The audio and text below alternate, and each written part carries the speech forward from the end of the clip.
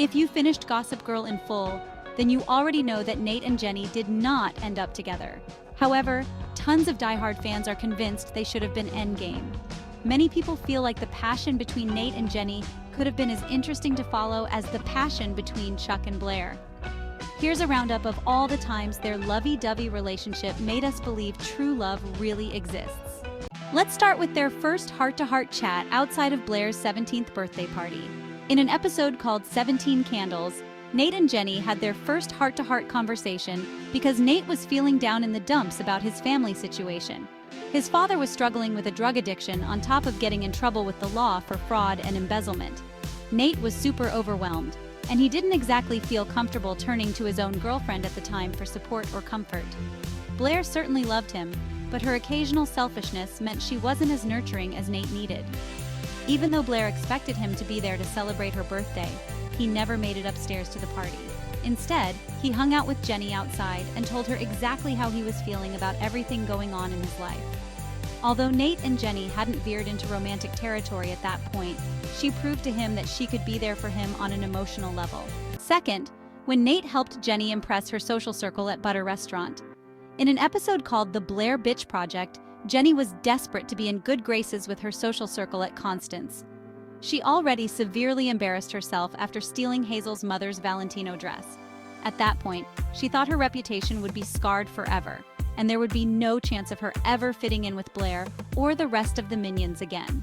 Jenny requested help from Nate to weasel her way back into the inner circle by inviting him to join her at Butter Restaurant, since she knew Blair's head minion Penelope had a massive crush on him. Nate had her back that night because he showed up to hang out with the girls even though it wasn't exactly his scene. Third, when Nate got Jenny away from Agnes and Max's photo shoot right before kissing her. In an episode called Pret-a-Porter, Jenny almost made a dire mistake. Max was a creepy photographer who tried to take nude pictures of Jenny while she was hanging out with a model named Agnes. Agnes was a terrible influence on her.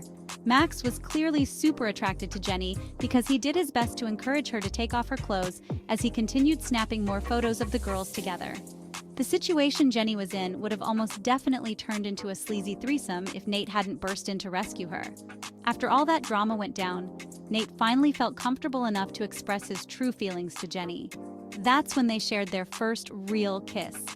It sucks that it took such a bad situation to get Nate comfortable enough to open up about his feelings, but nevertheless, he opened up. Fourth, the flirtations between Nate and Jenny while he temporarily lived in the Humphrey loft. In an episode called Chuck in Real Life, Nate was struggling to get by. His father had already been arrested, and his mother had run off to live in the Hamptons, away from the judgment of her New York City friends. Nate was left behind to finish high school, but he didn't have a safe place to live since his home had already been raided by authorities. There wasn't even any furniture to sleep on. Dan discovered that Nate was living on the floor of his home in a sleeping bag, and he invited Nate to move into the loft. It would have been an awesome thing for Nate if his relationship with Jenny wasn't already heating up so much. Even though they didn't want Dan to know they were attracted to each other, they still exchanged flirty banter, which made their mutual attraction for each other obvious. Fifth, when Nate supported Jenny during her guerrilla fashion show. In an episode called There Might Be Blood, Nate and Jenny's relationship was at an all-time high. It was also the moment when their relationship hit a fork in the road. If they'd gotten support from their friends and family about their union, there's a huge chance they would have stayed together. But instead, they were met with a lot of anger and resistance. Jenny crashed Bart and Lily's event to host her guerrilla fashion show since she wanted everyone to lay eyes on her talent as a fashion designer. Nate showed up and was super supportive of her through the event. After it ended, they shared a passionate and excited kiss. After all, Jenny was happy that the event was a success, and Nate was super proud of her. Imagine where their relationship could have gone if Vanessa hadn't seen the kiss and gotten jealous. And imagine where their relationship could have gone if Dan hadn't found out and kicked Nate out of the loft. Sixth, when Nate mailed Jenny a handwritten love letter. In an episode called Remains of the J, Nate kept it real old school and dipped back into charming and romantic tactics from far before modern technology took over. Many Gossip Girl fans question why he didn't just shoot Jenny a text or dial her number for a phone call, but others realized the true charm and romance that went into Nate taking the time to draft up a handwritten letter for the girl he had feelings for. He knew he was leaving for the Hamptons, and he knew he wouldn't have a chance to talk to Jenny face-to-face since Dan was so angry at him.